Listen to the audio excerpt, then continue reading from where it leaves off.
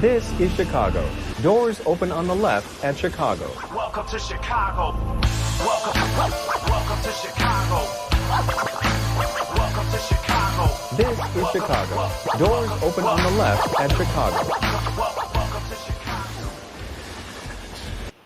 Welcome to Chicago, coming from the 606 Media Studios. This is the TCSF podcast. In the house this week, we got JC Dynasty Fantasy Football and oldie but goodie, original host of the TCSF podcast, E-Rock's back in the house for the football season. Hopefully, fingers crossed, we have him.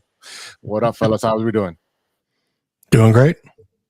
What's going on, boys? It's good to be on. It's been, you already know how my life is. It's just softball. So to be able to come on and talk about a little bit of football, especially after being at the game yesterday, courtesy of Mike Logic and his pops and Handy Foil, apparently. I'll explain that a little bit later. But yeah, it's good to be on, man. I'm glad to be here. Oh man, I'm so excited to have you on. I'm not sure if Serge's stuff is working, but let's get in through the intro. Episode 211 is brought to you by 606 Media, true Chicago sports fans and clothing company. Don't forget to go to gritclothingco.com and get your official TCSF podcast t-shirt. Search for keyword True Chicago. Use our promo code TrueFan15 for 15% off your entire order. That is TrueFan15. Go over there and get your shirts now. If you're watching on Facebook, YouTube, on the X, or on the audio version, go over there and hit the subscribe button. Give us a nice little comment, some 5 stars, everything like that. Shoots us up on the charts and helps us out. And you can also support the show by going to anchor.fm/True Chicago Sports Fans. Go over there and click on the support button and subscribe for as little as 99 cents a month. Super duper cheap. All right, so there's other shows on the 606 Media Lab. We'll get to those in a little bit, but let's see if Serge can get on. Let's see. Serge, you available now? Can you hear us? I don't think he can hear us. Is he frozen? I hate you guys. Oh yeah, we love him. We love him. Can you hear us? He can't hear us. He can't hear us. He's having technical difficulties. All right, well, he's trying to figure that out. Episode 211, we're going to be we called it back from the dead because the Bears start out flat, but were bailed out by the defense. The Cubs bats took the weekend off versus the Yankees. The Sox have won 2 games in September. We'll get to that a little bit later because that's hilarious. Chicago Sky, Barbie down. And we'll close out the show with our usual staples, stirring the pot. So without further ado, we're going to start off with E-Rock's favorite segment, bar none. Favorite segment, bar none, in 3 up and 3 down. I think I'll perplex him with. Oh, that's 3 and that. Where's my Bears? Come on. Get No, it together. Get it together, Big C. It's been a while since we've had to push that button. Yeah, bear down, baby. So the Chicago Bears. Well, let's go with E-Rock because he was there live and in person. And E-Rock, what do you report from Soldier Field? Well, number one, first and foremost, it was a fantastic experience. Like I said, courtesy of Mike Logic and his pops. Apparently, his pops got some tickets, and if we were asked, we were all employees of Handy Foil because that's how that's how it was. But we had parking in the south lot, so we popped out. There was a bunch of tailgating and stuff like that. We didn't tailgate. I feel like if I would have known ahead of time.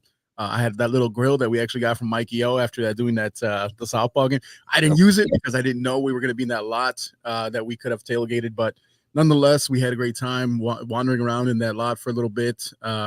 Mike's dad managed to get some beers by trading a cigarette. And then I was standing around and I'm like, Mike was trying to get us some t-shirt from some dude that he knew because Mike knows everybody. And I'm standing around and I see these kids sitting in their cooler. I was like, hey, man, let me get a beer out of that cooler, man. This guy's taking forever. And they kind of looked and be like, yeah, sure. So I just snagged the beer out of them. And then Mike's dad seen me and he was like, hey, you scored. So it was pretty good. But yeah, great experience. Really cool seats. We had a really nice sightline national anthem by our boy Jim Cornelison. That was really cool. Seeing the lineup. You can go to my Facebook page and see them all come out for the offensive starters. But first and foremost, can we talk about Velus Jones? Oh, we got negatives. Here's the thing.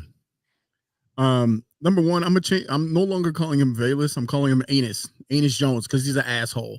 He is taking up the roster spot from someone else. I feel like kid Wheeler, I think his name was, from the kid who is going for his doctor degree or whatever. Yeah, but he tore his ACL, so it's not really taking a spot from him. Well, that's what I understand that. I watched Hard Knocks too.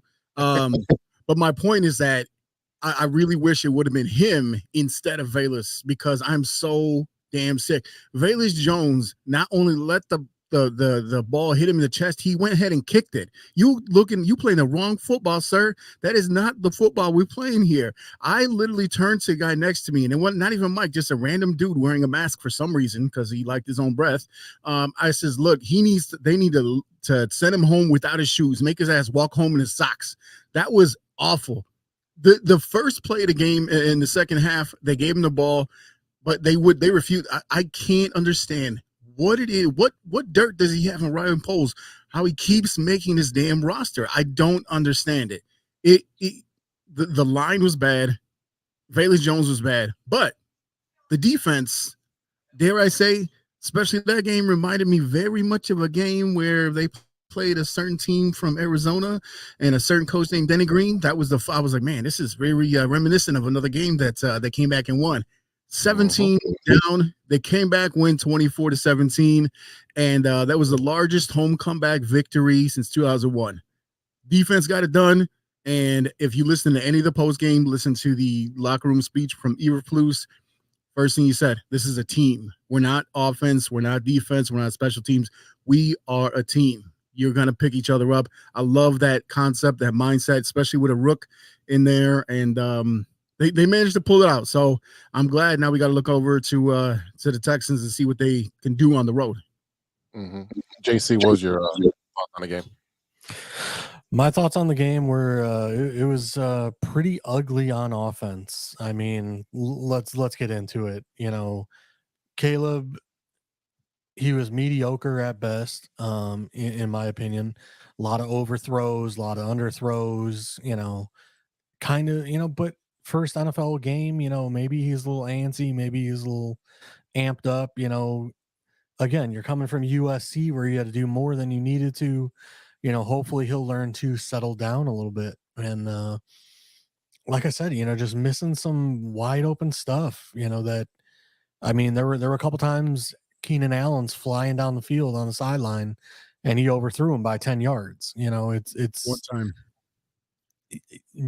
There was one time, man, to be fair, Keenan had one to the chest that he dropped in his chest between the numbers. Like, you couldn't hit his breastplate any better. And he said, no, I'm good. Someone else take it. Like I said, it's just one of those where, like I said, if I remember correctly, there were 2 or 3 passes that were overthrown. To me, it also was play calling as well. The whole first half, we were trying to run it up the middle. And then, me and my boys, we were actually at Rivers in the VIP section behind the sports book. So we had like our own little private room with like 5 TVs going, and we were chilling back there. And I kept saying to my guys, I'm like, dude, stop running it up the gut and start pitching it to the outside. Like, start running to the outside, attack the corners. We're already seeing that we cannot get up the middle on the Tennessee Titans, right? So what are we doing? Why do we, like, the whole first half, we're trying to just rush it up the middle, and then finally, I can't hear you guys. Sorry, I apologize. But like I said, finally in the third quarter, we start doing some outside zone runs and stuff, and it's like, where was this like the whole game? So like I said, I think it was a combination of a lot of things. We've talked about it. O-line has been an issue for the Bears for years. What have we done to upgrade the offensive line? Absolutely nothing. The Bears offensive line is who we thought they were. Trash. And right? we put them on the field anyways. Like, I mean, Jesus Christ. I mean, you got guys passing off a player. Was it Simmons on Tennessee? Like, just wide open in Caleb's face. And it's just like when you have two guys blocking one guy and then you pass off to go to another guy, like I don't understand. It's simple, basic blocking schemes that the Bears don't seem to understand. And again, we've talked about it. We needed a center. What did we do? We didn't go get a center. We needed a left guard. Nate Davis is. I don't even know if Nate Davis played. 17 plays. Yeah, he was rotating in and out. Like 17 plays. To me, that guy should have been cut, and we should have been trade for somebody, do something. You know, I don't know what we can do, but Jesus, I mean, like, I cannot stress enough. If we go into next offseason and we do not address the offensive line, like, what are we doing here? So the problem is it's all patchwork, right? And that's what it's been the last couple of years, where they're just trying to see what they can grab. Here's the thing, is that with the number 9 overall pick, you take Roma Dunze, right? You could have tried to like move that pick around, try to maybe get someone on the old line that you could rely on for a few years. But I mean, when he's sitting there in your lap, you have to take him, right? Because you're trying to pair up Caleb with someone that you're going to know that he's going to be able to grow with for the next 10 to 15 years, hopefully, right? That's the idea here. But the problem is that if you look at, there's a huge similarity between Ryan Poles right now and Jed Hoyer, right? And it's the fact that they keep ignoring a position of need. Ryan Poles cannot, which is shocking because he is an offensive lineman. He was on the Bears' old line. The fact that he refuses to address this, at least appropriately, because he's just pulling guys off the scrap heap. But he has not addressed the O-line the same way that Jed Hoyer will not address the closer position. There's similarity. I think part of that issue. I think part of that issue is because he's a former offensive lineman, he thinks he's the smartest guy in the room. And the problem is again, and you think you're going to find some gem in Bates when trading a 5th or 6th round pick. But guess what? That is not a center who got, when we drafted the punter, we were covering it.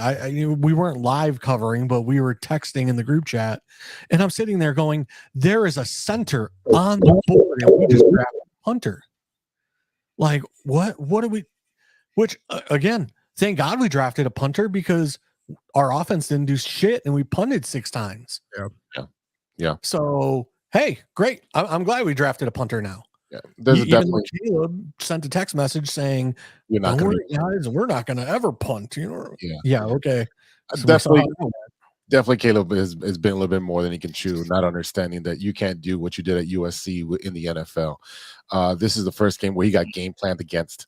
Obviously, they look at his college stuff. They look at a little bit of his preseason. But again, he's not being, preseason is just a cover blanket defense. There's nothing. Yep. Everyone's just working out individual skills, kind of like spring training, just exactly the same thing. The pitchers are working on a fastball. If the guy gets a run off, it does not matter, right? I think the term you guys used last time was vanilla, right? They use it is a vanilla defense, right? Yeah, there's not really nothing special to it.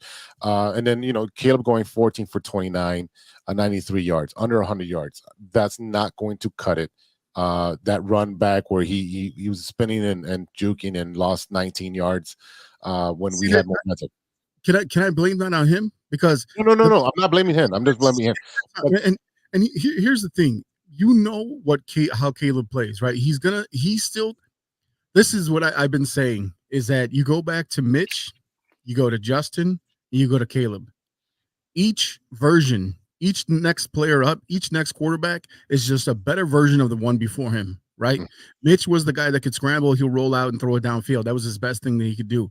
Right. Fields could do that, but he also wanted to scramble because he couldn't read the defense.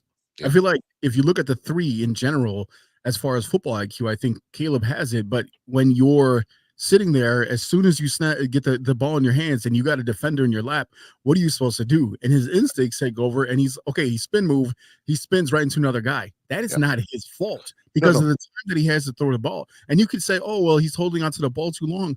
What are you supposed to do when the only thing that you can do right now is try to escape the defender? You're holding the ball because the guy is sitting there looking at you dead in your eye as soon as you have the ball in your hand. What are you supposed to do? Throw it at him? Like you have to. They have to find a way to protect him. They tried a couple times trying to do little chips and things like that. But to JC's point, when you're sitting there and you're trying to take a guy like DeAndre Swift and throw him right down the throat, that is not his game. That is not his game. And the frustrating thing about that is that last year, your number one starter was Khalil Herbert, and that is his game. And he played like 2 snaps the entire game. Travis Homer was in there when they had a hurry up offense at the end of the first half. He was in there on multiple plays because they did not switch personnel. And then you had Velus Jones, like I said, on the first play of the second half of the game. And he had, a couple of carries. But what are you doing when the starter from last year is not getting any action whatsoever when you know he's a downhill runner? He is not the biggest guy, but he's still a downhill runner. DeAndre Swift lives up to his name. He's the fast guy. If you're going to do something with him, you got to get him on the outside. You got to get a tight end to block and get him some yards up and down the sidelines. You can't shove him down anyone's throat. It's especially considering the fact that, like I said, the D-line is in your lap as soon as you get the ball. So that's a bad idea. And because to your point, where we have, you can't run it. So now you have tight ends chipping. Cole Kmet was non-existent because he's there protecting. You had Gerald Everett, non-existent because he was out there chipping. Kmet and Everett had 2 receptions for 3 yards. Mm-hmm. When Cole Kmet is your safety valve and should be used because your offensive line cannot hold a defensive rush. It's very simple. So we can't be throwing down the field if we can't hold the line. It's very simple math. And I just don't understand how it took a whole half to try to figure that out, how to figure out to run to the outside. DJ Moore with 5 receptions, 36 yards. Keenan Allen with 4 for 29. Dunze 1 for 11.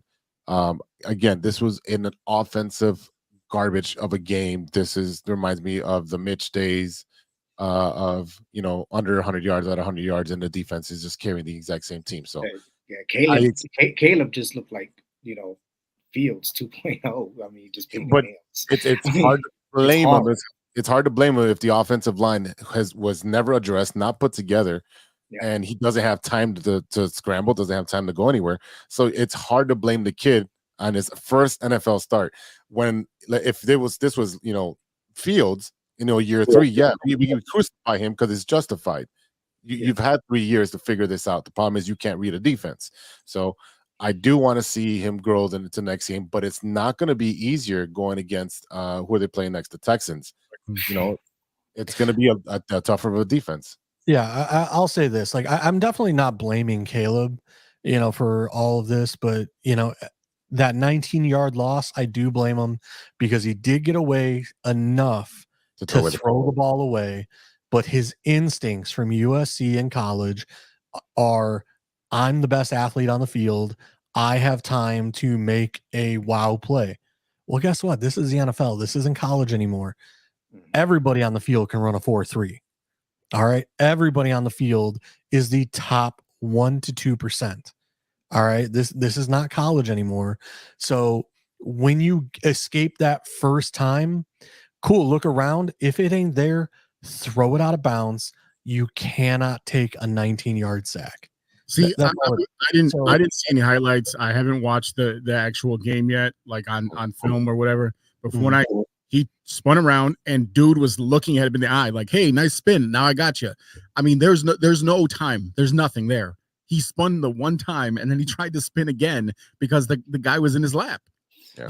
Your instinct. You're just trying to not take a sack, but the guy was there. I mean, it's like we can blame him for not doing that because of his instinct, but at the same time, there is no time. There was 2 guys there immediately. No, and that's what worries me also is, we may end up ruining this kid because we have an offensive line that can't hold water.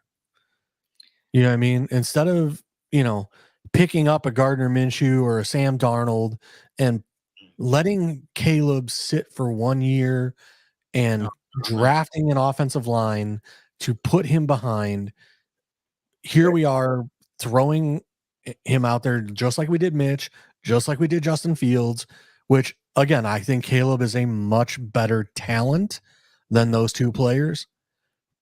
But again, if he's taking the amount of sacks that Justin Fields did last year, or Mitch did, or Jay Cutler did, or Jim freaking Miller. I mean, I could go down the list of Bears quarterbacks that just get crushed because never have we had a top 5 offensive line. I don't know about never, because you can go back to 85. Well, I don't want to say never ever, but I mean, to be fair, that was a defensive line too. I want to see, dude, like most of that line is in the Hall of Fame. Right? There's no facts there.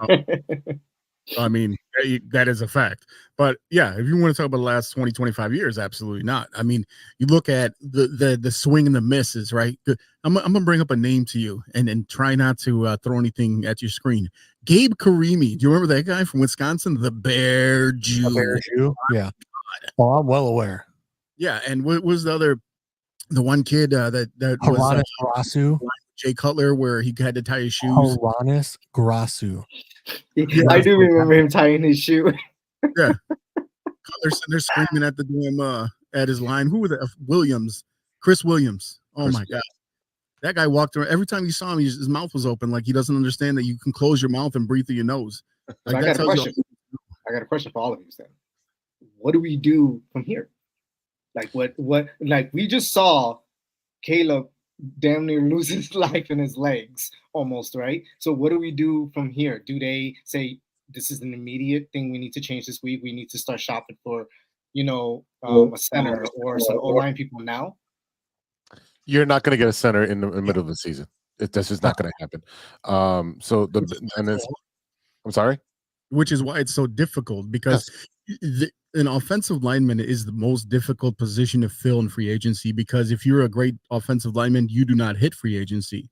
You look at what the Kansas City Chiefs just did, and they paid their center like $70 million, right? You look at like just up and down the line, you look at the teams where you have a great quarterback and has time to throw the ball. It's because they have a very good offensive line. I mean, look at the way that the Eagles have been able to go through the fact that they lost Kelsey. We could see that in the game against the Packers the other night, was that, we were sitting there with a tush push and you're like, all right, we got to try 2 and 3 times, but it's not like these guys are hanging. You can get a receiver. You can get a quarterback in some instances, especially like a guy like Aaron Rodgers, who's coming off of however many years. He's still a great quarterback, even at age 40 or whatever, however old he is. But you're not sitting there picking up offensive linemen in free agency that are going to be like turn your team around. You hit a name that I was thinking about too, Kelsey. So that Kelsey says he's getting paid more on his podcast than ever playing football, right? On commercials, yeah. But let's say, I'm just throwing shit at the wall and seeing what sticks. But let's say we just throw some money at him to come back and play our center. Would he be allowed to, or because he retired as an Eagle, he has to go back to being an Eagle? He would have to go back to being an Eagle. It depends on if he started a contract. If he was on the contract, yeah. Just And either way, I'll be honest with you. Like if he was a straight up free agent and it wasn't. So if he didn't have a contract that was active, right? I don't see him playing for anyone else aside from the Eagles. I don't see a world where he's like, you know what, I'm gonna go play for so and so, unless it was for some reason Kansas City. Yeah, exactly what I was gonna say. With his brother. Other than that, the Eagles center goes down or something happens. Yo, coach, I'm here. That's the only team he's going for. Yeah, definitely. I know you touched on Velus Jones unable to catch, and it's been an issue for the past couple of years. I seen it at training camp, him dropping balls. I seen it, during preseason. He almost cost us a game during preseason, and he almost cost us a game again this past Sunday. I don't know what it is. I don't know if it's the bright lights. I don't know if he doesn't wipe his ass and put it on. I don't know what it is. I just don't know what it is. Why he can't catch a simple football in perfect weather. There was no wind, clear blue skies. No one's on top of him, and he just can't catch a football. And then he gets in the way of Romadunze and falls into him. Now Rome is out for we don't know. It says week to week. But you want to baby that injury until he's okay. Romadunze sprained his MCL, so he'll be out week to week. We don't know how long that is, and I'd rather keep him out maybe 2 to 3 weeks until he's 100%. Yeah, I personally, is it Carter It DeAndre might have been Carter. I mean, that guy was performing excellent Oh, you mean as as a kick returner? Yeah. yeah. He The took guy that took over for Velus Jones, yeah. over. I mean, as far as I'm concerned, I mean, with Rome being out, I feel from what I saw from Carter, go for it, kid. I mean, about Scott? really, well, Scott was inactive, wasn't he? He wasn't active. That's what I'm saying. Yeah. He can step up and take Valence Jones because that Valence Jones should not even be allowed in the facility next week. Unfortunately, he will be because unfortunately of what polls paid to draft him. So, you know, I think that Valus has been consistently the personally, I think if Wheeler didn't get hurt, I think Wheeler would have made the 53-man roster. The fact that Wheeler got hurt, it basically made Poles' decision making so much easier to just say, well, I gave up a 3rd round pick for this kid. Might give him one more chance. You know, like I said, to me, Carter is clear above and beyond better than Velus Jones. Velus needs to I just stick to tackling people on special teams. Like, do not go back there. Do not kick return, or just make him one of the up men. Don't make him, the returner. Like I said, to me, it's a project that should have never happened. He was 25, 26 when he got drafted. Like, he was the oldest prospect of wide receivers that year. I don't know why we drafted him in the 3rd round. It's beyond me. We've covered this before. The age. I mean, the age to me, like, if you have talent and you can contribute to the football team, great. You know what I mean? Like, he had 1 year of productivity, and it was. And that's fine. But what I'm saying is that, like, when you, at some point, especially when you're in a draft where you don't have the first two rounds to pick from, right? You get who you can. You know what I mean? And, like, if they look at him and the scouts believe in him, then you go with who's available and who your scouts are. We're not talking about, like, someone that was taken in the 2nd round or the late 1st round or whatever it is, or even, where a Dunze was picked. You know what I mean? Like, you're trying to do whatever you can. And to be fair, the first 2 years of this Eberflus era, at least the first one, was a tank year, right? The fact, I kind of hate the fact that, like, you keep hearing about Eberflus's first 2 seasons where he only had 10 wins, or like that first year. Stop counting that shit. We know what that was. Everybody knows what that was. But y'all keep, look what he did. Look what he didn't do. Everybody on the planet. There's people in China and be like, yeah, what do you mean Eberflus? You know what I mean? Like, everybody knows. So stop pinning that on him. And it's like a project. Like, you see what happens. But look, the first thing I said when we opened the show? Stop calling this dude Velus, because he doesn't deserve that name. His name is Anus. Because let me tell you something. Velus Jones' initials are VJJ. That's all you got. That's all I'm going to say. End it there. Well, I'm not calling him that, because I still respect him because he's in the league. He's done something I will never do. So I give him his props on that. But anyone in the analytics field will tell you, you do not take a 25-year-old wide receiver that had a breakout year in season 6 of college. Like, pass. I will take any 20 to 21-year-old that had a halfway decent season in their junior or senior year. Right, not but you're year also 6. forgetting that half these kids had that COVID, at least 1 or 2 COVID years that pushed them back. Look at how mature most of these players are now. Even the one that's in Miami or is Miami. I think there were better options than Velus Jones on the board. Okay, we all agree. 2020. Yeah, well, we all agree you should not drafted him. We all agree you should not be on this roster, right? I think it's time to cut ties. It's over, man. It's over. Yeah. Let him look. He might need a fresh start because he might do something somewhere else. But right now, he's Kadarius Toney's biggest fan with his hands of stone. Well, a lot of projects. Send them down there. Yeah, Butterfingers. That was horrible to watch. Yeah. My kids went to that game. They flew to Chicago to watch this game. They watched the Cubs and then they watched the Bears, and they were like, it was dreadful to be in that stadium, especially when he fumbled that and it just hit him. It was just bad. It was just bad. We have the videos for it. Like my kids were recording these games. It was bad. Yes. All right. Serge, turn up your mic a little bit. Going over to a little bit more on the positive side, the defense and the special teams. Let's talk about our defense, who showed up and allowed only 17 points in the first half. Yeah, we had who was it? Stevenson, who whiffed on the touchdown, which is okay. It's gonna happen. And then comes back and is one of the heroes in the second half. You have Jalen Johnson with a pick. He's doing his thing. He's doing what Spider-Man does, and patrolling the neighborhood streets over there of Soldier Field. So again, the defense has shown up. We've seen and known what the defense was going to be. Are we impressed that they shut them out in the second half? Well, considering the way they were playing in the first half, I mean, like I said, you were down 17-0 and you won 24-17. You did not allow them past the 50-yard line in the second half of the game. And like I said, it's your biggest comeback victory at home since 2001, right? So being down 17 and coming back, like I said, this is very reminiscent of the game against the Cardinals, right? You got Jalen Johnson and Tyree Stevenson with their interceptions, right? You got that touchdown. You got the scoop and score by Simone Biles' husband, right? Yeah. Right? Without the backers. Is that what we're gonna call him? Mr. Biles.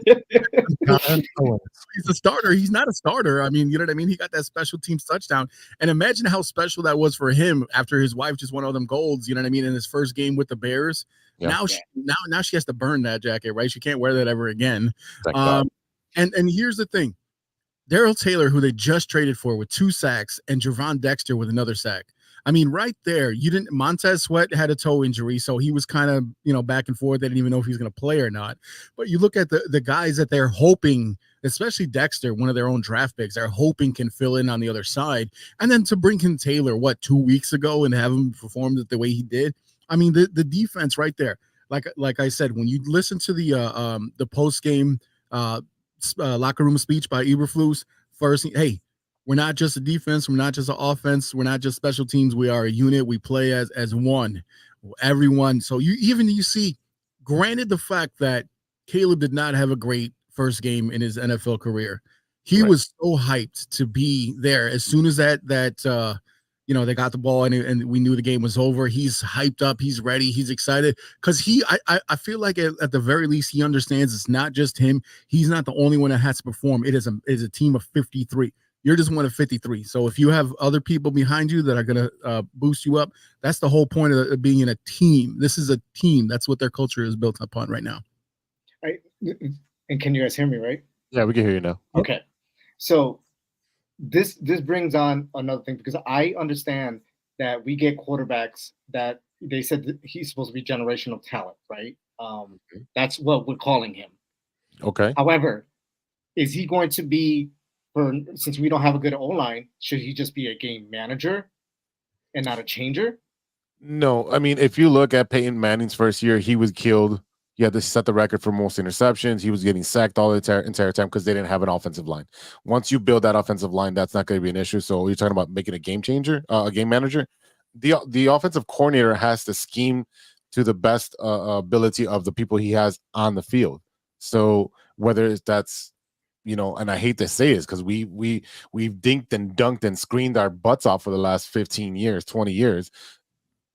But if you have no offensive line to hold the protection for us to be throwing down the field, then you have to get a little bit more creative. Slants down the middle. Use your tight end a little bit more. You got to be a little bit more creative than what they were doing, and you've got to use the assets that you have. Herbert should be running down the middle, and then change of pace with Swift. There's a lot of things that you can do, but again, it's going to change game by game against the personnel that you're going to go up against. Because our defense looks stellar, right, from one game, obviously. But we've always been known as the monsters of the midway. We've always been trying to get some sort of offense. So that's why I'm asking, do you think we would be able to fly through the season with just him managing, not turning it over? Because he didn't turn it over. That was a plus. But do you think he'll be able to manage opposed to being the game changer? I don't think you can handcuff him. I think what you do is you use guys like Mercedes Lewis, and if you're going to use Herbert, if you're not going to use Herbert on offense the way that you need to, or even Travis Homer, he has to come in and he has to chip, right? You have to have Mercedes Lewis in there as a blocker, right? You have to figure out a way to get that little bit of extra time. Now, to be fair, I mean, like the Tennessee's defense is not a bad unit, right? Like you could clearly see what they were doing. So, I mean, when we'll see how this pans out as the season goes on, as far as like what we need to do is pay attention to what they do on, I don't even know who their next opponent is, but see what they do against their next opponent, and are they still sitting there knocking the O-line back, right? So that should be indicative of what we should expect. But I don't think you can handcuff the kid based on like just his own physical ability. Like I said, I think his football IQ is there. I just don't want him. I don't think he will, because I think what we heard out of Justin early on, especially in the preseason, where he was like, well, the game's a lot slower and blah, blah, blah. Don't start flapping your gums. When Caleb's like, I don't get nervous. That might be true. I don't know. Hell, I don't know. But at the same time, I think he's intelligent enough, not just mentally, but I think also his football IQ is high enough to understand you have to grow and you have to figure out what you did wrong, what you can fix. And I think he would actually understand what steps he needs to make to develop, where Justin was like, I'm going to run fast and I'm going to try to throw hard. And that's what I do. Right. And don't get me wrong, I like Justin. I love the fact that he ended up on the Steelers and that they won yesterday. But yeah, I mean, I think Caleb has the IQ to be able to understand when do you need to kind of tone it down and manage the game versus, hey, once you kind of establish a running game and they start rushing it, you're going to be able to get your open receivers where you have time. But again, you're going to have to protect them at the same time. Yeah, I mean, one thing I definitely noticed was, definitely a gunslinger mentality by Caleb there. There were some passes that he definitely could have put a little more touch on the ball than, just freaking ripping it. Especially like, some of the screen passes to Swift and some of that stuff where it's like, dude, the guy's wide open. Just get it to him. Just a nice little touch pass, get the ball to him, let him do his thing. And it was one of those, like, he ripped the ball and like overthrew. Again, but that's learning experience. That's all going to come, again, I think it was first game jitters more than anything. Now, that being said, we keep talking about Khalil Herbert. I'll be honest with you. I thought Homer ran way more violent, way more like I got something to prove than Herbert did. Herbert, they gave him the ball. I think it was on a third and short, or it might have been fourth and short. I don't even remember, but I know it was one of those short yardage, and he basically just ran right into the line and got tackled for a loss. So to me, like I after watching Homer run with, he was willing to lower the shoulder and, put his body on the line. I can kind of see why Herbert didn't get the touches and Homer did, and I think a lot of the other issue is, Roshan Johnson not being active hurt the Bears as well, because Roshan is a great pass protector. So having him standing next to Caleb on those third downs and stuff like that would have helped him, in my opinion, a lot, because, Herbert and Swift, they're those speed guys. They're not a take on a defender kind of guy. So hopefully we'll get Roshan back. I don't know if he was a healthy scratch or if he was. No, he's hurt. Okay. So like I said, hopefully we get him back soon, because like I said, I know that'll definitely be a nice addition, having him back there blocking, for Caleb. I'll be honest with you, I kind of didn't expect the game to go the way it did. When you sit there and look at Cole Kmet, Keenan Allen, DJ Moore, Swift and everything, I didn't think it was going to go 150-yard offensive, game. I thought it would have been a lot more. But that said, as Eberflus said, and as Caleb said, I got to get better. The offense has to get better. because yes, the defense played out of their minds, but they're not going to be able to play like they did on Sunday for a full 18-game season. I mean, it's just a matter of time before, when you're playing 70% of the game on defense, because the offense is only being able to put up, 17 offensive snaps or 20 offensive snaps. The defense isn't going to be able to hold up for an 18-game season. They couldn't establish the run. So if you're not establishing the run to bring the defenders in, so you're not getting double, you know what I mean? No matter what we want to say, it comes down to the line. If the line creates holes for the running game, you can run up the middle. You can run even a couple yards here and there, 6 yards, 3 yards, 4 yards, whatever it is. All you're doing is trying to get the next first down. I mean, think about the rushing first down. The most important rushing, or the most impressive rushing first down they got all day was the one where Caleb scrambled to the right and was able to get the first down. Yeah. If you cannot establish the run, they are going to be right on top of you, and you're going to get a rusher coming at you because they know that you can't push them back, and they're going to double whoever's out there, right? So I mean, if your isn't perfect, your guy can't adjust. Yeah, that's like watching David Montgomery last night with, in that last drive. That man barreled over people. And like I said, that's where I think we're missing Roschon Johnson right now, is because the 3 running backs that we have right now on the roster, they are not 220, 230 pound back that are just going to lower the shoulder and push that pile. So, like I said, hopefully Roschon comes back soon. Hopefully he brings a little spark to that, downhill run game. That said, the offensive line is what it is. I mean, unless somebody gets cut or, somebody, unless I'm unaware of, did the Green Bay Packers guard ever get picked up? I forget his name.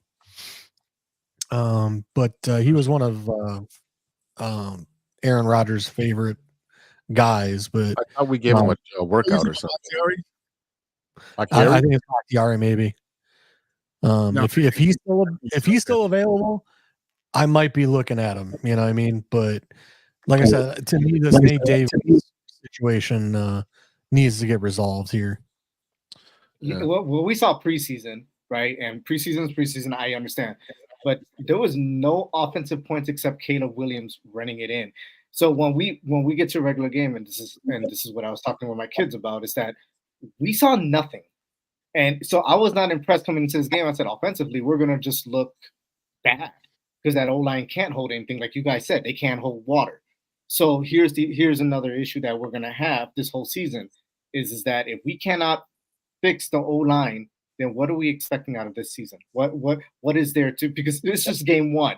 But this we saw what we saw, but we've been seeing this all preseason too. We were not impressed in preseason. I wasn't impressed with the offense. I know you guys weren't. So what are we looking forward to with this offense?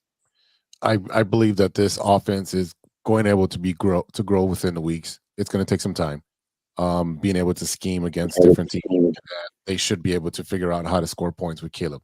Caleb is your biggest weapon, and you have all-star or Pro Bowl receivers out there with Keenan and DJ Moore.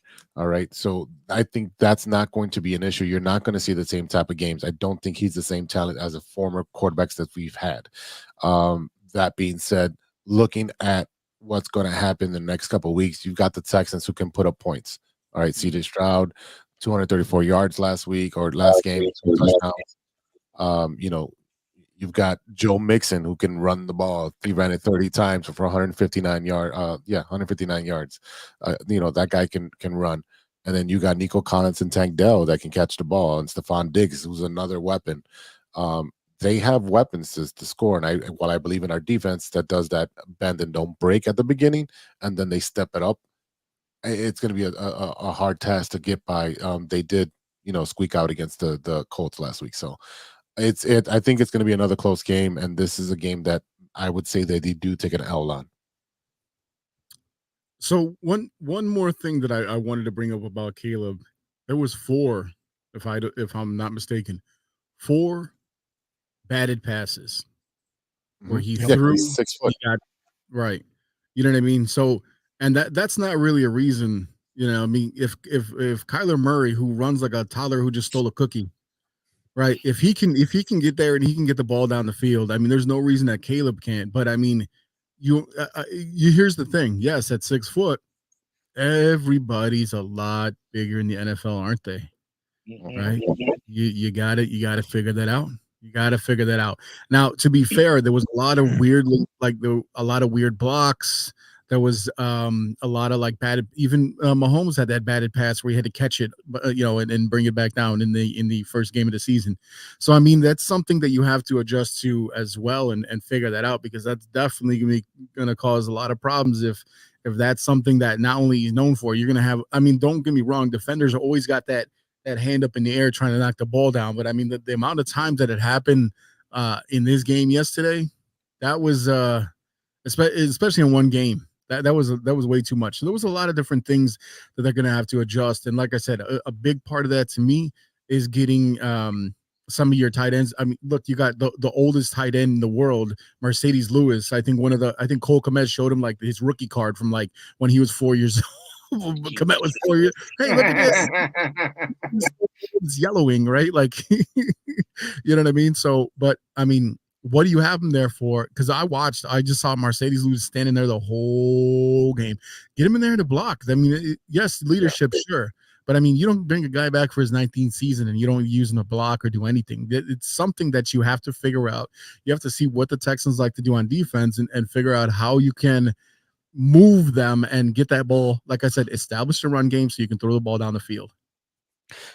Well, I give credit to the offensive coordinator because, again, we discussed earlier that he did change his scheme and offensive play calling from the first half to the second half. But some of those batted balls were defenders had already beat their offensive linemen and they were in Caleb's face. And then two of the batted balls were Caleb short arming and side arming a pass. So instead of release point being up high, he was doing like a, sidearm release where it's like, okay, a 5'6" offensive lineman or defensive lineman could have blocked that. You know what I mean? So it's one of those, like, I know he's this Matt Stafford, Aaron Rodgers wannabe, passer, but some of this sidearm stuff, we're going to have to train it out of him. But like I said, with the offensive line the way it is, I think we're going to definitely have to go to more slants, more comebacks, more, hook routes, stuff like that. I mean, these deep down the fields, yeah, we're going to have to take our shots to keep offenses or defenses honest. But like I said, I think we've already seen that, our offensive scheme is going to have to change up a little bit. More motion, get guys moving, like I said, traditional offenses, it ain't working no more. No. So, JC, what's your prediction? What's your prediction against the Texans? What are they going to do? Ooh, other than get smoked, maybe 13-31. Wow, that's Texans. Aggressive. That's aggressive. All right, I just think the Texans are a much better team at this point. I hope Caleb comes out and proves me wrong. But again, at this point, CJ Stroud to me is the better quarterback. Nico Collins, Stephon Diggs, Tank Dell, year 2 in the offensive scheme. Joe Mixon ran for 159 yards behind the offensive line of the Texans, something the Bears couldn't do. For as good as the Bears were taking the ball away, a lot of that was also Will Levis's dumb decisions. So I also sit there and look at the fact that I don't think CJ Stroud will make the same stupid shovel pass for a pick 6 that Will Levis did. Again, I think it's going to be a much rougher game for the Bears. Okay. Serge? Well, I'm gonna go against the grain on this one, but I'm gonna give it. I'll give it to the Bears. I'll give them because and I know don't side eye me, many y'all. But I'm gonna give it to the Bears because defensively I like what I saw, and they were able to make the adjustments at the halftime. So I'll give it to the Bears 30-27. 30, I think 27. I think it'll come out swinging. I mean, Keenan Allen. Let me tell you something. He was the one I was most disappointed in not catching that ball before the end of the half. Correct, when he should have had that touchdown. So I think they clean up all this little riffraff bull, but I think the Bears can squeak through. So I think if we can clear up some of this blocking and establish a little bit of the run, I don't have the Bears winning this game. I have a final score of 17-24. But I think that if they can, I think what's going to happen is that it's possible that the Bears come out and score on their first possession, and then they kind of struggle through the rest of the first half, and then kind of have to recover. But at the same time, is CJ Stroud a better NFL quarterback than Caleb right now? Absolutely. He has a full year ahead of him, in front of him, right? You know, he's played a whole season, and he has good receivers. Adding Diggs to that team was huge for him, and adding that running back, huge for him. But at the same time, if you look at DJ Moore and Keenan Allen, are they better as a team together than the receivers on Texans? I mean, you don't have a Dunze, right? That sucks. But I think when you look at those two guys, if they can utilize them properly and they can actually fight and get those, you need Keenan Allen to pull down a 50-50 ball, right? To me, he's not a guy that you should be throwing a slant to, right? That's DJ Moore. To me, Keenan Allen is a dude you throw up to and make him get the 50-50 ball because he's taller than everyone else, any other defender that's going to be there, right? The only problem is that Keenan Allen loves that injury tent, so you got to make sure that you don't put him in a position where he's going to get nailed, because otherwise you're really going to be in trouble down two receivers, right? So I do think that they're going to be able to do some things. I think that the Texans can put up a ton of points, and I think it's very possible that they could put up 31 points. But I mean, when I look at the way that the Bears defense played yesterday, I think that they can hold them. I just don't think the Bears score them more than 20 points in this game, and I think the Bears go down 24-17. Yeah, I kind of had this same kind of score. I think it's going to be 28-17. 4 touchdowns for the Texans, and the Bears offense still struggling because of not only you have an injury at running back, but at wide receiver now. And then now you're going to be chipping with your 2 tight ends. And if you're not using that big body of Mercedes Lewis, instead of having her as a pom-pom coach on the side, it's going to be a tough week for the Chicago Bears. I do see Caleb improving on last week, but not enough to overtake the Texans. So for that, I will give the Texans the dub, and we are 1-1. 1-1. Yeah, it'll be 1-1. All right, boys, let's take a quick break, and then we'll come back and we'll talk 3 up and 3 down with our Chicago baseball team. So stay tuned, everybody. We'll be right back after a word from our sponsors. Hey, true Chicago sports fans, show off your Chicago pride with some fresh clothes from Grit Clothing Company. At Grit Clothing, they create that simple yet classic style that represents that Chicago Southside lifestyle. From t-shirts to hoodies, hats to glassware, they've got you covered.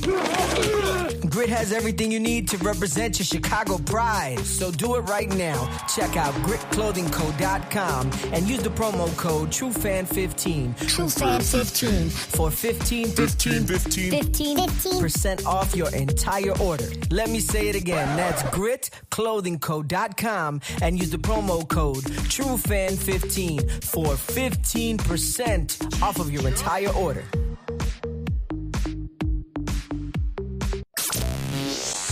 Hey guys, it's Steven. And this is Sean, and you are listening to True Chicago Sports Fans. Don't forget to listen to Nowhere on the Weekend. New episodes on Monday. You can find us anywhere you listen to podcasts. Yeah, so we're going to go do a couple of shots. So let's kick it back over to Big Z.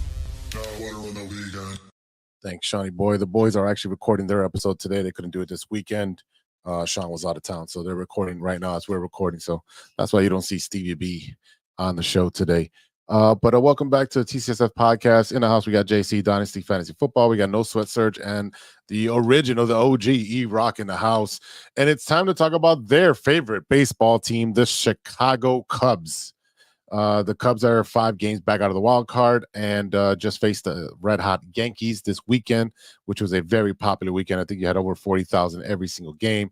Very hot ticket besides the Chicago Bears. So let's get into it. The Cubs did get, they got shellacked.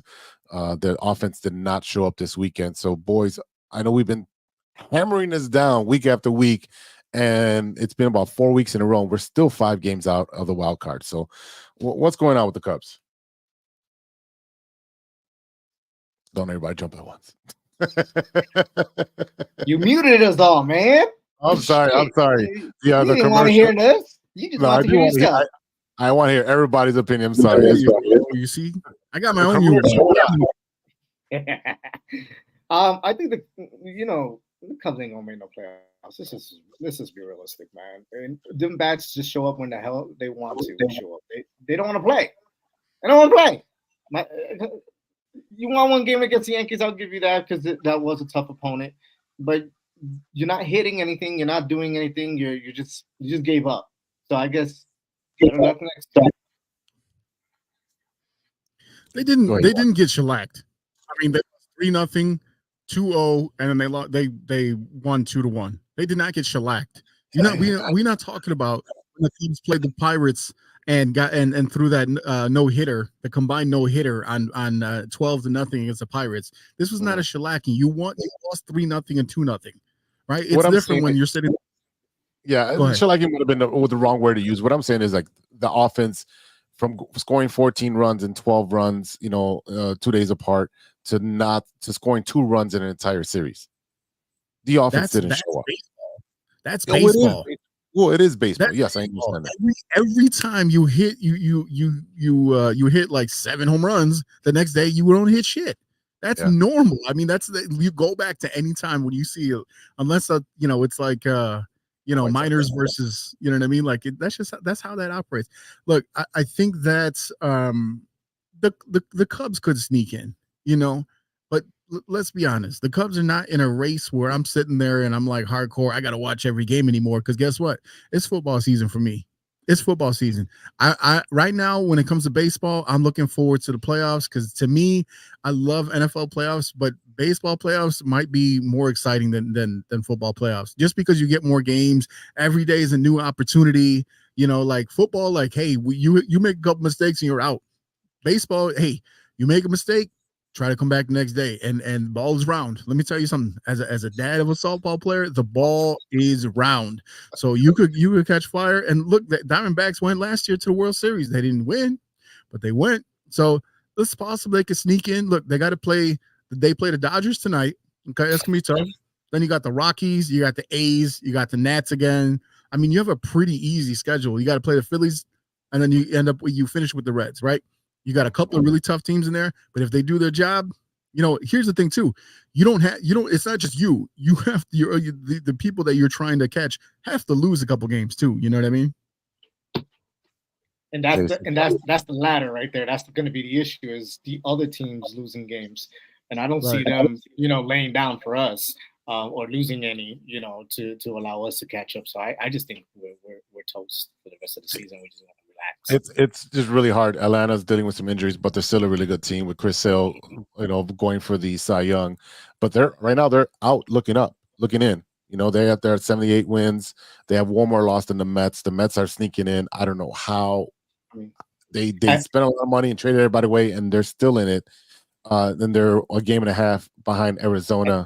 At least we don't have that big old E next to the Cubs like the White Sox have. So the White Sox were eliminated on April 1st. Who cares? I know. Who cares? We'll get to that in a second. It's gonna be the shortest segment ever about the White Sox. So leave them alone. They're buried 6 feet deep. I'm watering the grass already. The grass is already over the knoll. They're dead, bro. Leave my team alone. All right. Right now we're talking about their season and the possibility of the Chicago Cubs making it to the playoffs. All right. They got that big ass E next to their name. as my main man Iraq would say, if you need all you need is a chip in a chair. That's all right. you need. That's all you need. Chip in a chair. If the Cubs get hot, hey, they can take 2 out of 3 against the Dodgers. It's happened before. You know, if the Dodgers let their guard down, it can happen. The Dodgers, you know, pretty much are in the driver's seat. They're the NL leaders with 86 wins. You know, they're okay. They're okay. They're what 5-6 games ahead of the Padres. So they have a little wiggle room. Coasting. Right Listen, now, the Cubs had their little hot streak. Was it last week before? But look, right now the Mets are 9-1 their last 10. Right, Yep. Cubs are 6-4. But again, like I said, you look back up and down. Look at what they did. They played really well against the Pirates. They beat up on the Nationals. They smoked. You want to talk about smoke? They smoked the Pirates in Pittsburgh. Right, they killed them. Then they went on to play the Nats and beat them up pretty good. Played the Pirates again. They lost 2 out of 3 on there, but then. Yankees. So Pirates and Cubs are always going to go back and forth, especially we beat them up in their home. They beat us up here. Yeah. Like I said, you got the Dodgers, then you got Rockies, the A's, the Nats again, the Phillies, and the Reds. So the issue with the Cubs is that they can win the series, but they're not going to be sweeping all these teams, and that's where they're going to get screwed. But you got to win 2 out of 3. You have to. Yeah, you got to win 2 out of 3, but I don't see them sweeping anybody and getting hot. Just like You don't think they can sweep the Rockies and the A's? They could. Absolutely. Those 2 teams are awful. And that's what, those are bad. That's the polite word. It's awful. I know awful. It's a PG-13 word right there. I know awful. And I think the A's are a way better team than the White Sox. So, bro, my daughter's softball team is a better team than the White Sox. What are you talking about? There's a 14U softball team. I think they can take them. I know. Don't tell me I think. You think you can even put the fences in. You can even put the fences in, the softball fences, and the White Sox still can't hit a damn home run. 200, yeah, man. Oh, didn't Nicky Lopez hit his first home run the other day? I don't know. Who cares? Yeah, nobody knows. He doesn't even know. Who's Nicky Lopez? Good question. First time I ever heard his name. The bottom line is I came back from Key West. I went to a Cubs game right before I went to Key West. Came back home. We are no further along. We are still in the same spot we were. I'm over it. The season's coming to an end. Just end it. Let it be over. All right. And then we can deal with, will Belly be back? We'll deal with Kyle Hendricks being gone. We'll deal with all of it. I'm over it. I'm just. He said, "Old Yeller, that team." Yeah. It's, even if we make it to the playoffs, why? Who cares? Like they're not going to go anywhere in the playoffs. It's still a boost to the guys that are going to be there next year, right? It's something for them. I don't care about boosts anymore. You know what? You don't have to. We were promised a product that we were not given. We have one of the highest payrolls in all of MLB, and we're getting beat by teams with a third of the payroll, and they make us look bad. What team with a third of the payroll is beating the Cubs? Just the Pirates. That's it. Basically everybody, because we're last in the NL. No, we're talking about payroll wise. Just the Pirates. Right. The Pirates, yeah. The Dodgers. Brewers. Yeah, everyone else is spending a ton of money. The Yankees, the Dodgers, that's who's beat us. Yeah. Well, I mean, we covered it. I think we covered it last week or 2 weeks ago where we talked about if you're gonna go into the luxury tax, which they did, why not go balls to the walls? And that's where this is where I'm going to segue to this. Jed Hoyer's future. Is he going to be here next year or is he on the hot seat? He hasn't addressed the bullpen in years. He'll be here. Not really, but every draft, we just go draft another position player and a hitter. But they don't hit anyway. So again, what is the point? You sound like a White Sox fan over there. The White Sox went and drafted a kid. It actually looks like he can pitch eventually. Yeah, we can draft pitching. We just haven't been able to draft a hitter since Frank Thomas. That's the last person we franked. Here's the thing you gotta remember too. So I'm just scrolling back a little bit, looking into the beginning of June, right? Yeah. So it's not like you had a couple of gimmies here, but you've kind of gone through the gauntlet, right? Yeah, the Reds. Okay, the Reds were hot at one point, right? You had the Reds, then you got the White Sox. Okay. Then you got the Reds again. Rays. Okay. Cardinals. That's always going to be tough. It doesn't matter how good the teams are. The Giants play the Cubs tight, just like The Cubs have this target on their back, no matter who they're playing. Oh, we got to try to beat the Cubs. Giants and Cubs are right there, same kind of team right there. Then you played the Mets, the Giants again, the Brewers, the Gauntlet, the best team in our division, the Phillies. You had a gimme series in the Angels, but then you play the Orioles, the Cardinals again, Diamondbacks, Brewers. You're talking about playoff teams that they're sitting there. Royals, okay, Reds again, because you Cardinals, Twins, Guardians. You're playing tough competition. It's not like you're playing a bunch of gimmies and just getting beat up, right? That's the thing, is that like they don't have that firepower. They don't have all the bats. They don't have a freaking closer, right? What did they blow, like 30 saves this season? They don't have a closer. They released Hector Neris, who went right back to Houston and picked up where he left off. It's just there is something there. We keep talking about Jed Hoyer, the closer. They just for whatever reason they want to address the closer. But I mean, I think you definitely need another bat, and you need to figure out at least a starter and a closer. That's where you're at right now, because overall the pen hasn't pitched terribly, but you just don't have a closer to cap it all off. And yeah, but that leads to the point of, Ian Happ is getting paid more than he should. Saya Suzuki is getting paid more than he should. Hendricks, like I said, we're going to clear that salary off. Belly is making what, 28 million, something like that. So again, our salary cap, in my opinion, it's not getting any better. And the fact of the matter is, we have guys that are making 20, 24 million that they're average players in the MLB. Yeah. We are top 10 in salary, I believe. I think we're 9th, if I'm looking at this correctly. Right. Everybody else ahead of us is like the Braves, Blue Jays, Rangers, Astros, Phillies, Dodgers, Yankees, and the Mets were number 1. You mean all those teams that are in the playoffs? That's what it is. Okay, so they allocated money in the wrong places. I mean, do you think they'd be better off if they spent Belly's money and not picked up Belly and picked up some relief pitching? Would they be in a better spot now? Because they don't have a bat that's feared on that lineup. They don't. And we know who Belly is. Belly gets hot, Belly gets cold. Belly gets hot, Belly gets injured. Belly gets hot, gets injured. That's who he is. He's not leaving. He's going to pick up his player option because he's having a down year. So he'll be back in a Cubs uniform next year. There's no reason for him to leave. Yeah, but I mean, like Dansby Swanson is having a down year. So again, it's just picked it up in the last 2 months. I mean, he's having but overall, his season has been. It's a Swanson. He's not a 30 home run guy. He's going to hit mid-20s. He's going to hit 248. He's going to play pretty good defense. That's who he is. He was just protected in Atlanta with all those bats.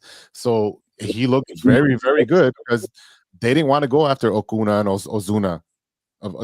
Then you also had a bunch of other guys that were there that were hitting very good. So he was hitting in that lineup. And then when we picked him up, everyone's expecting him to do all this great stuff. That's not who he is. He's just a solid player, and he got his bag. And it just sucks because we signed him long term. All right, I guess. Did you hear that? He said we signed him long term. So you're a Cubs fan now. The biggest problem is that you have two players that are essentially hitting below what they should be hitting for what they're getting paid, right? You got Swanson who's getting paid 25, and you got Bellinger who's making essentially 27 to 30 million dollars a year, right? Bellinger, I mean, he was holding off for whatever 10-year contract he thought he was going to get from somewhere, right? So, and it was almost a desperation move by both parties. They were like, well, shit, we didn't get anyone else, right? You see, Matt Chapman was 31, 32 years old, and he just signed that long-term deal over there in San Francisco. And people are like, get the Cubs, get him. Well, he is like the best, if not one of the best, the best defensive third baseman. And we look what happened with Morel. Shipped him off. Paredes ain't doing shit, and he had what, 3? Even in that no hitter, he had 3 errors. Right? They had to bail him out. He wasn't happy. He's making 20. Say is making 17. Right? It's not like we're paying these guys $35 million. There's no one in the team making some crazy amount. Bellinger making 27 is quite a bit, especially when we got PCA can kind of do the same thing that he can, especially the way he's been coming on and smacking the ball around for a little dude. You know what I mean? So you got to trade Bellinger in the offseason. You got to do something. You got to do something. And to me, honestly, like when it comes down to it, whenever you see a team that's doing really great, what is the main key of that? It's not hitting. It's pitching. It's always pitching. It's always pitching. It is always going to be pitching. You don't have 4 solid starters that you can walk into the playoffs with anyway. Because you got Justin Steele right now with that tendonitis in the elbow. You got Seiya, who's playing great, right? Jameson Taillon is okay. But, I mean, where is the rest of your rotation?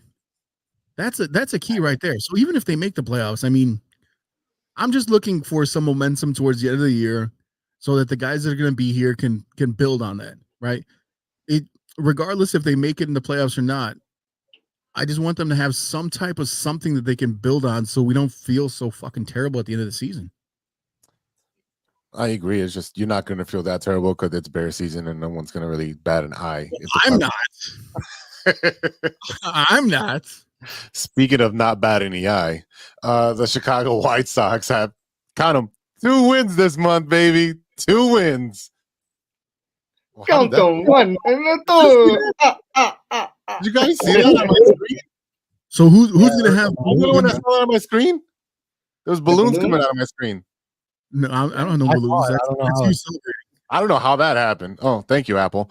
2 wins this month. That's one more than they had last month, which is nuts. They had 1 win in August, and they have 2 in September. I still think the Bears outwin the White Sox in the month of September. What's the question I wanted to ask? Chris Getz was talking to the media today on the record of being on pace for 125 losses. He says, if you would have told me that we would end up flirting with the record, I would have been a little bit surprised. Now, if you would have told me prior to the year that we would have ended up with over 100 losses, 105, maybe 110, I would have not been surprised. This is in the cards we've been dealt at this point. You try and make it the best of it. You put us in this situation, sir. You did. You are, for the former player or head player personnel, and you knew what we had down there, and you did nothing. You gave away everybody at the trade deadline. We got nobody back. The kid we got from the Dodgers, what did he end up with? A black eye. He literally got knocked the fuck out. Your pitchers that we gave to St. Louis got fleeced on that one because you didn't want to trade with Minnesota and get a bigger package. Kopech has been phenomenal. Has not given up a run. Have not given up a run. Remember, we talked about getting a guy a different location and he's going to do a lot better. A change of venue. Look what happened when you go to a winning team. The Cubs. I've been saying the Cubs could have got him. As a not Sox fan, I'm kind of pissed.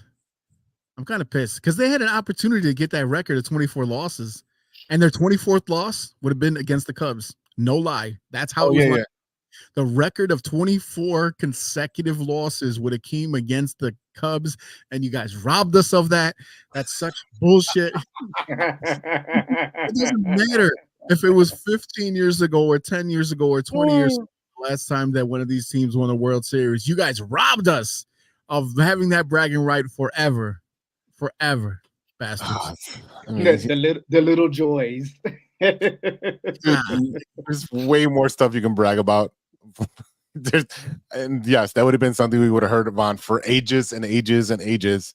Bro, and thank God that didn't happen. Thank God. T-shirts. We still talk about the fight, the big punch. Come on, man. Yeah, exactly. You still talking about Michael Barrett or Tim Anderson getting knocked out. Oh, he got knocked out the league. Yeah, he's out of the league. He's got out of the league. Yeah, him and Abreu out. Yeah. What the hell? Half of the team that we had last year is pretty much not playing baseball. You know what? I have to say, I can't remember a time in the history of MLB when you look at a team who 2 years ago was supposed to be championship contenders and now are not just in the trash, but even like the players that were on the team are just gone from the league. The only who else? I mean, you think about like from a couple of years ago, Berger is still in the league. Burgers and bombs. Burgers hitting the burger bombs, right? And you had the guy that was named Fry as well. And I was like, man, you got a combo right there. But you look at Kopech is doing great. they couldn't come to an agreement to trade Crochet, which is insane. Well, And- Crochet's like, I want an extension. He ain't stupid. Well, and that's all well and good, but I mean, like, it was just it's crazy that, like, to him, he kind of screwed himself, right? Because now you're stuck. This is not even purgatory. This is hell. This is all the way down. I mean, you're over here feeding the devil grapes while someone shoves a hot poker up your ass. That's just what it is. And I'm going to ask you being a Cub fan, right? But if you were GM, would you trade him in the offseason? Look, if I were him, I'm trading the White Sox to Tennessee. Let them go start over somewhere else. Just go leave. I mean, pack up everything overnight like the Baltimore Colts did when they moved to Indy. Call it a day. It's over. I don't know what. Let me tell you something. I don't know what to do with this team. Just anyone, sell the fucking chairs in the locker room if you can. Get rid of anyone that you can, and just try to stockpile your system, because what else are you gonna do? I mean, this is it's so bad. It's so bad. This is not even like a quadruple A team, right? This is like double A playing against the majors. I don't understand. And even then, like, it's not just that they're not good enough, but it's just the dumb fucking mistakes running into each other, just like the silliest shit you could possibly imagine any professional athlete doing. Just there, like it's like they research new weird shit to do every day. I wish I had checked out. Yeah, I wish I had the sound clip of, I think who was it against? It was, I forgot who it was against. Oh, it was against the Orioles. The announcers like, oh no, they're gonna collide, and the White Sox are doing what the White Sox do. I was like, wow, national joke are the White Sox. And it starts with the ownership. You could have got the same thing. It starts with Reinsdorf. It starts with Reinsdorf, right? And we've beat this horse way to death, but they should have went after Kim. I can never say her last name. Ning, yeah, Kim Ning. Ning. Yeah, NG. Yeah. Yeah. They let her go from the Marlins because A-Rod wanted to put his finger in everything and screwed it up, and they let her go. She's been appointed to the board of directors of the National Baseball Hall of Fame and Museum. She was here 2 weeks ago speaking on for women in sports. You hire her to be over Chris Getz. Oh, he has no idea what he's doing. Chris Getz, no, he's got his thumb up his ass, a blindfold on, and you at this point you can get what's the puppeteer, the comedian? Oh, you're talking about Jeff? Was it Jeff? Jeff Dunham. Yeah, you can get Jeff Dunham to run the White Sox because he can put his hand up his ass and just tell him what to say. It's just a joke. I don't even know if it's that Chris Getz isn't trying. I just don't think he knows what he's doing. No, he doesn't. No one with the White Sox know what they're doing. They have no analytics. They have no farm system. They have no scouts. They have the lowest amount of people scouting. How the fuck do you do that? That's how you get talent, by scouting. I looked when I pulled up the White Sox. They're negative 302 in run differential. Negative 302. It's unbearable if you can add like 5 teams to get to that. Let me ask you a question. When was the last time you watched a White Sox game? Probably last week. It was just on the background. Just because of Crochet was pitching. That's the only reason. If Crochet's pitching, I'm going to watch him pitch. Because he had 5 scoreless innings and then they pulled him. I couldn't watch the team, even if I was a fan, because the most frustrating thing of all is in the beginning of the year when you hear Jerry Reinsdorf sit there and flat out lie to the fans. We're trying to get better. We're going to do whatever we can.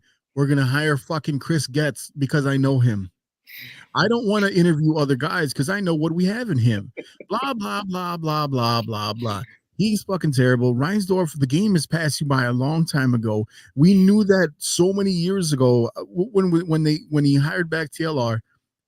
call it a day, my guy. Pass it down, do something. But it's time for grandpa to go night-night and leave it to the current adults, because you ain't an adult no more. You're moving on to adult diapers. That's what the only adult that you have left in you. You're done. You don't make sound decisions. Yeah. You're making bad decisions. You're lying to your fans. There's no way that you can sit there and look yourself in the mirror every day and be like, we're doing the best that we can to build up a contender, or even someone that cares about being on the field every day.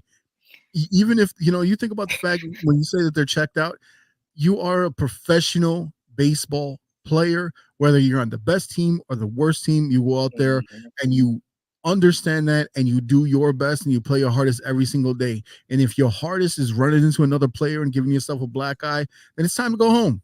It's time to go home. Everyone pack your shit and go home. Go hang out with Velus Jones, who's walking down, trying to hitchhike down Lakeshore Drive with no shoes on. Take it away. Don't let them leave with anything that says White Sox on the shirt, no jersey. You don't get to keep shit. You are not a professional baseball player, and that's who gets the privilege of wearing that stuff.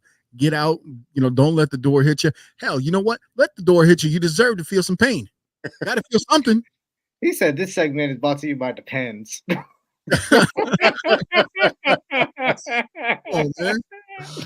Oh man. Yeah. I'm not even a Sox fan, and I'm more fired up. I mean, it's just frustrating. It's frustrating. It's very frustrating. I'm at the point where it's just indifferent, and I it's kind of with the Blackhawks, where they were really bad because the owner didn't want to put them on TV, didn't want to spend money. It's going to come to a point where the owner has to die so that the team can be sold off, and then either someone's going to move the team, or they're going to, put money into the team, into the community, and do what they need to do. The worst part is that this motherfucker had the audacity to be like, well, I know the Bears want a new stadium, but we should get one too. I'm like, bro, you could play at Horner Park. Go somewhere. I mean, it's embarrassing. It's embarrassing. They can't hit a home run at Horner Park either, so it don't matter. And it's open field. All you got to do is run fast. They just threw dirt on an empty lot just to be like, look how great it'll look. Yeah, they did. They did. They had Roger Bossard out there and make a mock field and where it would face and all that stuff. We're not going to get into that. I do not want to get into that. Before we close out this segment, we want to talk about Angel Reese and a sensational rookie campaign with the Chicago Sky, and it's all done because of a season-ending wrist injury suffered this past Friday. Well, we're just addressing. I've been sending you the videos all week of like how bad, like, You're talking about the rebounding? Yeah, just her shooting layup after layup and getting her own rebounds. And if you take away those shot rebounds where she's rebound most of them, she still leads the league in rebounding. Leads the league. Yeah, those numbers already came in. We got a Caitlin Clark fan here. That's a bad take. It's a bad take with her shooting 2s and 3s and nobody even getting in her face because they're like, oh, go ahead, shoot it.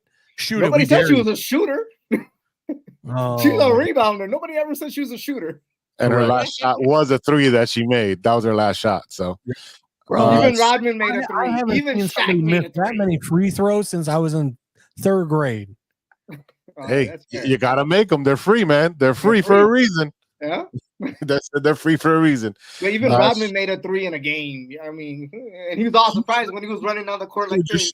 They were just showing the highlights of Robin popping threes, just coming, like walking up, getting no pass, just throwing to him. He's popping the 3, and he, like you said, he's throwing his hands up, sitting there thinking about who he's gonna rub his booty on next. I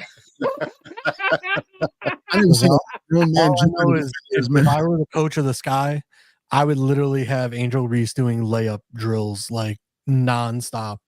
Just like, no, you do not leave this facility until you make 1,000 freaking layups. Yeah, JT was making Love and Basketball where they had an old girl like this because she was posing in practice.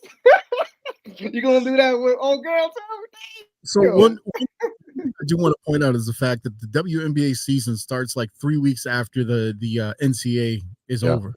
Right, like they literally go through the Final Four, and then next week is the draft, and then the week after that, you're right there. So it's not like they have to develop these players, and they only play like 40, 45 games in a season. So it's not like you had all this time to train. You didn't have the off season really. You had whatever she was doing in college leading right up to this. I mean, the fact that they're able to keep playing that many games and still be consistent is pretty incredible to begin with.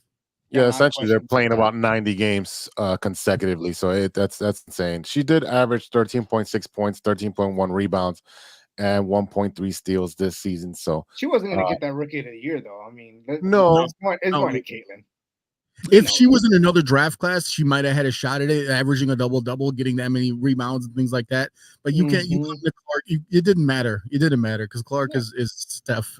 Clark is getting the Rookie of the Year, and Asia's getting the MVP. Yeah, 100%. Asia Wilson, you can't know that she's the best player in the league by far. Oh, but being drafted 7 overall, and nobody really wanted Reese because she had all this attitude or whatever. I'm glad we gave her a shot. You know, I mean, she's produced. She's produced. I'm not mad at her at all because she, like I said, she still averaged a double-double, right? And you look at between her and Caitlin Clark. I hate the way that this guy has treated Caitlin Clark, just beating her up and down the field. I think a lot of that was built upon what you had some of the veteran players, Diana Taurasi in particular, kind of feeding into the narrative about how they feel about Caitlin Clark. She's like, "Whoa, you're not going to come in here and do this?" Yeah, actually, she did. She did. She sure did. That's why I said she's Steph with a, you know what I mean. But at the end of the day, there's no way when you're in a draft class with CC that you're going to take it. I think that Angel Reese definitely has a lot more potential in her. I think that we need to see more out of Cardosa. But I think that what they were able to do this season, still kind of on the fringe. But look, you can't take anything away from Reese and what she did, averaging a double-double as a rookie. You can't, yeah. And I like Cardosa, but that girl can't run. She can't run up and down that court. She's big, and she's dealing with a knee injury that she's had in college. Yeah, she is not fully healed yet. That's her running. That's her running. Hey, man. So does the Joker. The Joker runs like that too, man. Leave him alone. I sent Jose a statistic at one point. I don't know if I can even pull it back up, but it was Caitlin Clark has been flagrant fouled. What was it, like 20 times? And of those 20 times, 80% of it was by this guy. Mm-hmm. So I sent that in the group chat where it's just like, hey, but also we don't know what Caitlin Clark's been saying because she likes to chirp and she likes to open her mouth and say stuff and be cocky. So, hey, sometimes you got to take somebody down a couple notches. So if she's chirping, I'm pretty sure that's one of the reasons. Now, am I condoning it? Not at all. Not at all. All right, boys. There's ways to go about it within the game. They're going out of the game. Like they're literally taking 5-6 steps when like she doesn't even have the ball, she's nowhere near the play, and just checking her into the boards like it was hockey, bro. Oh, yeah, I mean, isn't that it's like I said, there's way to take it to her within the game. That's Kennedy Charter, whatever the hell her name is. That's Kennedy Carter. I know what I said. I can also spell. You learned the CH sound in kindergarten, bro. Don't tell me how to spell. Hey, bro, don't be do that to me because I work with a bunch of don't do it that are hard to pronounce. Okay, there you go. I know you're not talking with. You can't pronounce the. What are you talking? Well, I've been a lot better. Just okay. Why isn't when I called your name you didn't answer AA Ron? Look at I just within the first 2 minutes of the show. Where is D Nice? Anus Jones is now Anus Jones, and you keep calling Venus for Valus for some reason. His name is Anus Jones because he's an asshole. He's the Osmosis Jones. We're not going to do a commercial break, but I do want to recognize one of the greats passed away today, James Earl Jones. Do that in you have that? Yeah, do that. That's the next segment, bro. What are you doing? I don't want to go to commercial because we're already long in the tooth. So let's go into our Stirring the Pot. And my Stirring the Pot for this week is based on James Earl Jones. And I wanted to go into what is your favorite James Earl Jones movie? JC?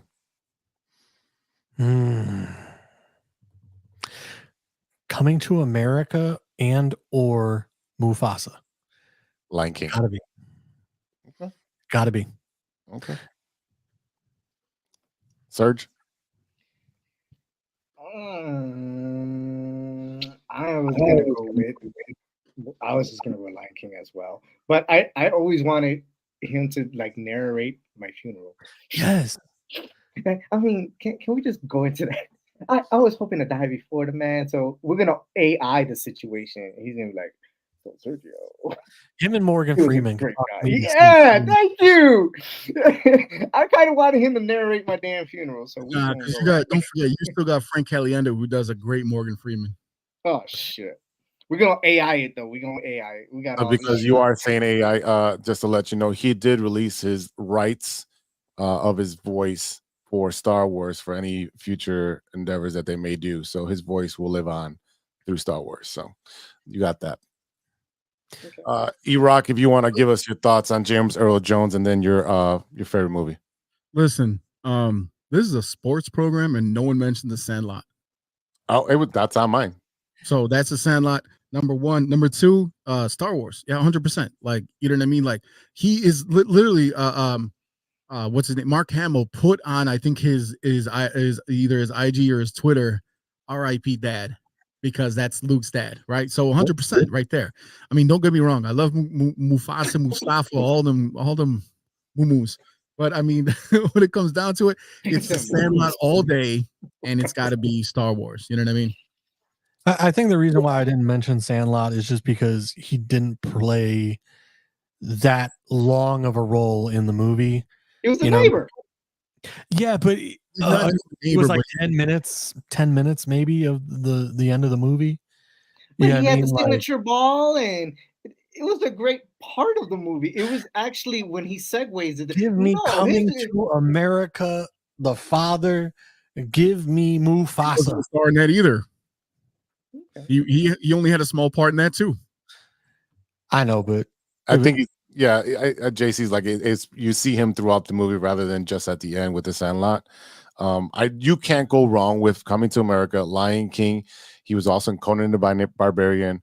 The Sandlot is definitely one of mine. So it's Field of Dreams. Field of Dreams, if we're gonna go sports podcast. Yep, Field of Dreams, right? And then I mean, for real, number one has to be Star Wars. He was the voice of a generation. How many times did you used to do that as a kid? As Luke, I am your father. Especially us 80 kids, we would do that all the time. And who didn't want to be Darth Vader? So I was in the Star Wars fan. And that's fine, but you knew who he was. But I do know who he was. Yes, that's exactly it. He transcended it. When he showed up on what was that, 2.5 Men? He was supposed to do Charlie Sheen's funeral. Yeah, Charlie Sheen. That was very. He did a great pop in on Big Bang Theory as well. That was a great role. So his cameos are better because he's done a lot of cameos. So fair enough. Well, I just love the cameo on Big Bang Theory because he was like, I love Star Wars too. And then, like, you know, it's like he was playing like this very childish like character, and it was great. Like, you know, like he ding dong dishes Carrie Fisher. He's like, run, Sheldon, because she's crazy. Aaron Rodgers just got intercepted again, so that's where you see my face. Anyway, yeah, dude, James Earl Jones. I can't even watch the game because AT&T, Uverse, whatever, Disney is disputing and doesn't want you to watch. And like, so I'm gonna call my cable company and be like, "Yo, what up? Like, I want credits. I want YouTube money TV, back." brother. I got YouTube TV. I ain't switching a dish. No. So anyway, James Earl Jones in The Sandlot addressed Babe Ruth as George. Yes. Okay. You mean George? Yeah. Come on, bro. Two things that I wanted to mention real quick. Happy birthday, Adam Sandler, your 58th birthday. It sucks that it came on the same day that James Earl Jones died.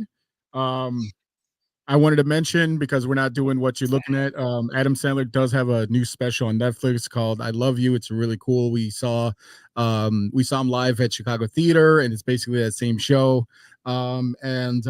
Lastly, last week, Stern Pinball, the company I work for, announced that we are releasing the Uncanny X-Men pinball game. It is badass. It looks super cool. The artwork is amazing. If you get a chance to play it, go check it out. It's by if you're in the pinball atmosphere, there's a very popular streamer named Jack Danger, who recently came on within the last couple of years as a designer. He designed the Jurassic Park Home Pinball Edition, which you can now buy at Costco. He also designed our Foo Fighters game from a couple years ago, and like I said, just last week there was an announcement that we're going to be releasing X-Men, so that'll be coming up, and that'll be the star of the show at Pinball Expo in October. So if you see one on site, Logan Arcade, somewhere like that in Terry and Schaumburg, go check it out and go play it, because it's pretty badass. You played it already? I did. Yeah, the shots on this thing, like pinball is a very niche thing, but I mean, like, pinball is usually you're just shooting kind of up and down. This thing has what's called cross shot. So basically you have your two flippers. In particular, you do a cross shot where you're using your right flipper, you hit it this way and then it shoots around this way and it comes up this ramp here, versus like just shooting at things in front of you. The way that he designed the shots and these things are pretty incredible. It's a lot of fun. And like I said, the artwork is amazing by Zombie Yeti, who is just a badass artist. Zombie Yeti. Alter Ego. Yeah, no. I heard it too. I heard it. We there. I was like, Zombie Eddie. That's him going to a softball game with his coffee in his hand. No, by then I'm already in my third cup. Oh man, that's great. Yeah, I do want to check it out. Does it have the original soundtrack of the animated series, or it's a whole new soundtrack? So basically, from what I understand is this is kind of modeled after X-Men 97, which is, a lot of people, a lot of millennials should be all over this.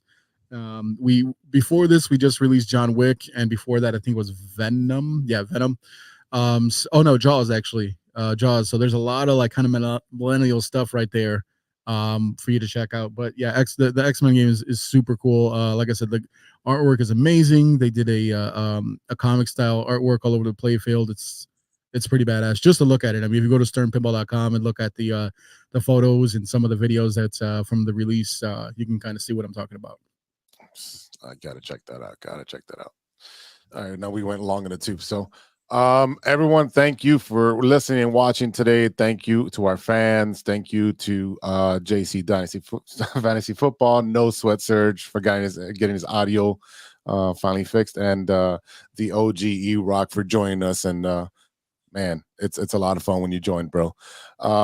Thank you to our sponsors, 606 Media, True Chicago Sports Fans, and Grit Clothing Company. Don't forget to go to gritclothingco.com and get your official TCSF podcast t-shirt. Use the special code we gave you earlier, TrueFan15, and get 15% off your entire order. If you got a story in a pod, a sports topic, or just want to chat with us, hit us up at truechicagosportsfans@gmail.com. All right, y'all. For E-Rock, Serge, and JC, I am Big Z, and I'll see you next time for episode 212. And until then, be good to each other for the love of sports. Swish.